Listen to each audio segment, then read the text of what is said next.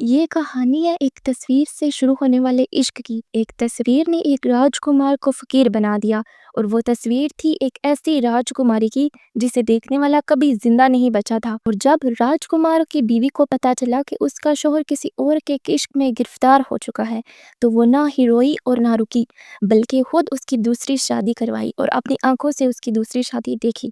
کنچن پور پر ایک راجہ اندر سین حکومت کرتا تھا۔ اس کی ایک بیٹی تھی، راجکماری چندر کرن۔ اس قدر حسین و جمیل کہ چاند بھی اس کے حسن کے سامنے شرما جائے۔ اس کا چہرہ ایسے دمکتا تھا جیسے سورج کی کرنیں بھی دمک ہوں۔ جب وہ چلتی تو اس کی مستانہ چال دیکھ کر ناگن کو بھی اپنی چال بے رنگ لگتی۔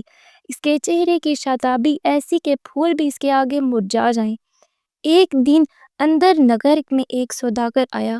پرانے وقتوں میں سوداگر راجاؤں کو خوش کرنے کے لیے دور دور سے عجیب و غریب اور انوکھے تحفے لے کر آتے تھے۔ راجکمار سندر بھی دربار میں موجود تھا۔ اس نے سوداگر سے پوچھا، بتاؤ سوداگر، اس بار کیا نیا لے کر آئے ہو؟ سوداگر نے جیب سے ایک تصویر نکالی اور راجکمار کو دکھائی۔ وہ تصویر اسی خوبصورت راجکماری چندر کرن کی تھی۔ راجکمار جیسی ہی تصویر دیکھتا رہا، ادھر ہی مدہوش ہو گیا۔ اتنی حسین عورت نہ اس نے کبھی دیکھی تھی اور نہ ہی کبھی خواب میں تصور کیا تھا۔ راجکمار کی خوبصورتی دیکھ کر راجکمار سندر کا ہوش اڑ گیا۔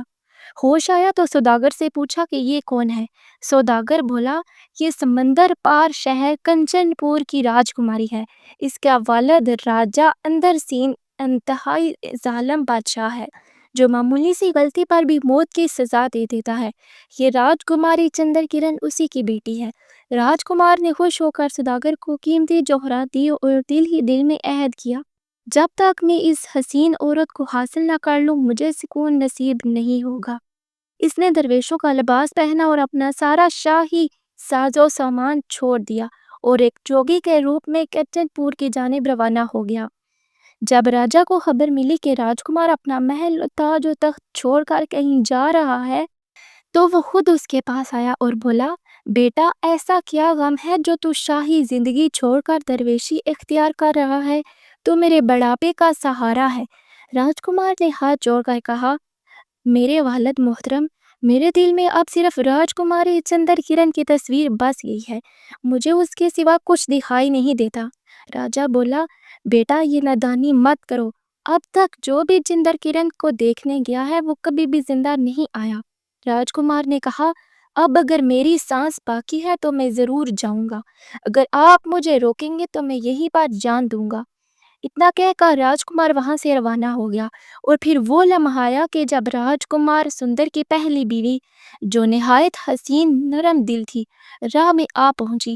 اس نے شوہر کا ہاتھ تھام کر رو کر کہا، میرے ساجن، مجھے چھوڑ کر کہاں جا رہے ہو؟ راجکمار نے اسے جواب دیا، اے محبوب، دل میں صبر کا دامن پکڑ، میں چند روز بعد تیرے پاس واپس لوٹ آؤں گا۔ رانی یہ سن کر زمین پر گر پڑی، مگر راجکمار کے دل کی لگن نے اسے کسی اور جانب دیکھنے کی مہلت نہ دی اور وہ مسلسل سفر کرتا ہوا چندن پور جا پہنچا۔ راجکماری محل کے سامنے درویشی کے روپ میں آ کر بیٹھ گیا۔ اتفاق سے ایک دن راجکماری چندر کرن محل کی کھڑکی میں کھڑی باہر کا نظارہ کر رہی تھی کہ اس کی نظر نیچے بیٹھے درویش پر پڑی، جو خاموشی سے نظریں اٹھائے اسی کو دیکھ رہا تھا۔ یہ کوئی اور نہیں، راجکمار سندر ہی تھا، جو فقیر کے روپ میں دنوں سے وہاں بیٹھا ہوا تھا، اور اس کی حالت دیکھ کر راجکماری کا دل بھی پگھل گیا۔ راجکمار سندر کے مضبوط جسم، خوبصورت چہرے اور نظریں نیچے کیے عاجزانہ بیٹھنے کے انداز نے راجکماری کے دل میں کھلچل پیدا کر دی۔ اس نے کھڑکی سے آواز دی، اے جوگی، تم کون ہو اور ایسا کیا دکھ لے کر اپنی جوانی میں گھر باہر چھوڑ آئے ہو؟ راجکمار سندر نے نظر اٹھا کر نہایت ادب سے جواب دیا، اے خوبصورت لڑکی، تیری ایک جھلک نے میرے دل کو ایسا لوٹ لیا ہے کہ اب نہ سلطنت کا ہوش ہے اور نہ ہی زندگی کی پرواہ۔ میں مشرق کے ایک راج گھرانے کا وارث ہوں، مگر تیرا چہرہ دیکھ کر سب چھوڑ آیا۔ تیری محبت میرے سینے میں بجلی بن کر گری ہے، اب تو ہی میری منزل ہے۔ راجکماری نے تھوڑا جھجکتے ہوئے کہا، اے جوگی، تیری باتوں میں سچائی ہے، دل کو لگتی ہے، مگر مجھے ڈر ہے کہیں تم بھی دوسروں کی طرح موت کا شکار نہ ہو جاؤ۔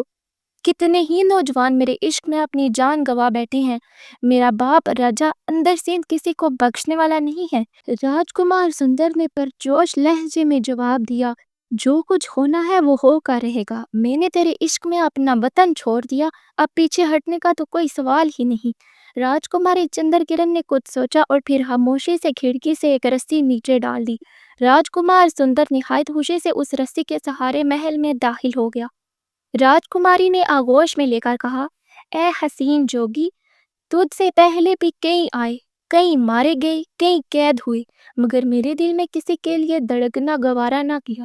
مگر تم کچھ اور ہو، تم نے پہلی نظر میں مجھے اپنا دیوانہ بنا دیا ہے۔ راجکمار کی آنکھوں میں آنسو آ گئے اور وہ بول اٹھا، کیا یہ خواب ہے یا حقیقت؟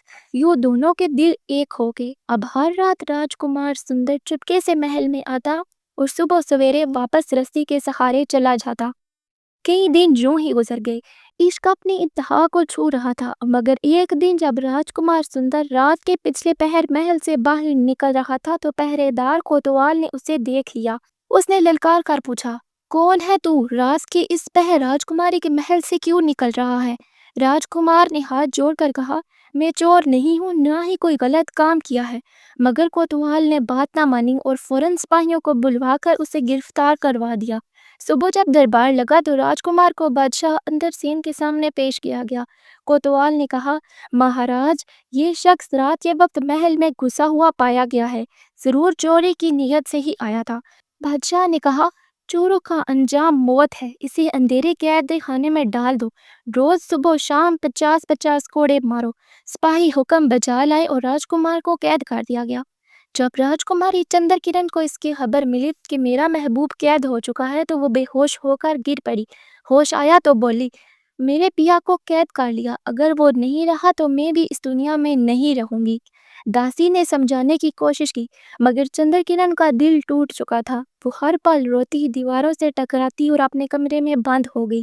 ادھر راجکمار سندر کی پہلی بیوی، جو محل میں اس وقت اس کی واپسی کی منتظر تھی، ایک دن سوتے ہوئے خواب میں ایک بچہ دیکھتی ہے جو کہتا ہے، رانی، تو سو رہی ہے اور تمہارا پتی کنجر پور میں قید ہے۔ رانی ہڑبڑا کر اٹھ بیٹھی، داسی کو بلاتی ہے اور کہتی ہے، مجھے یقین ہے میرا پتی مشکل میں ہے، اب میں جوگن کا روپ دھار کر اسے بچانے جاؤں گی۔ اس نے محل کے کپڑے اتار دیے اور فقیرانہ لباس پہنا اور وینا ہاتھ میں لی اور جنگلوں کا رخ کر لیا۔ رانی نے کئی دن شہروں، جنگلوں، دریاؤں کی خاک چھانی اور آخرکار کنجن پور میں پہنچ گئی۔ وہاں معلوم ہوا کہ ایک قیدی ہے جسے روز کوڑے مارے جاتے ہیں اور وہی راجکمار سندر تھا۔ رانی نے لوگوں سے پوچھا، اس راجا کو کس چیز کا شوق ہے؟ تو لوگوں نے بتایا، سنگیت کا، وہ گانے سننے کا دیوانہ ہے۔ تو رانی نے چوراہوں، بازاروں میں گانا گانے شروع کر دیا۔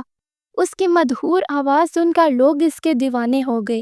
کچھ ہی دن بعد اس کی شہرت راجا تک جا پہنچی۔ راجا نے حکم دیا، اسے ہمارے محل میں بلایا جائے۔ جب رانی دربار میں پہنچی تو سب اس کے سامنے احترام سے کھڑے ہو گئے۔ راجا نے کہا، اے جوگن، تیرا کلام سننا چاہتا ہوں۔ جوگن نے راگنی گائی، یہ جوگتی ہمیں بایا ہے، چھوڑ دیا مال خزانہ موتی لوٹایا ہے، پھینک پھانک کے شملہ شالے عشق کا کھیل رچایا ہے۔ راجا گیت سن کر خوش ہو گیا اور بولا، مانگو جو مانگنا ہے۔ رانی بولی، میرا پتی تمہاری بیٹی کے عشق میں یہاں قید ہے، میں اس کی رہائی مانگتی ہوں اور اپنی بیٹی کی شادی اس سے کروا دو۔ راجا جو وعدہ کر چکا تھا انکار نہ کر سکا۔ اس نے راجکمار سندر کو آزاد کیا اور راجکماری چندر کرن کی شادی اس سے کروا دی۔ راجکمار سندر نے اپنی پہلی بیوی کے قدموں میں گر کر کہا، مجھے معلوم نہیں تھا تم مجھ سے اتنی محبت کرتی ہو، تمہاری قربانی میں کبھی بھی نہیں بھولوں گا۔ رانی نے راجکماری چندر کرن کو چھوٹی بہن بنا کر گلے لگا لیا اور تینوں راجا سے اجازت لے کر اپنے دیس واپس لوٹ گئے اور وہاں ہنسی خوشی زندگی گزارنے لگے۔ نتیجہ، محبت، وفا، صبر اور حوصلہ ہو تو راہیں خود بخود کھل جاتی ہیں۔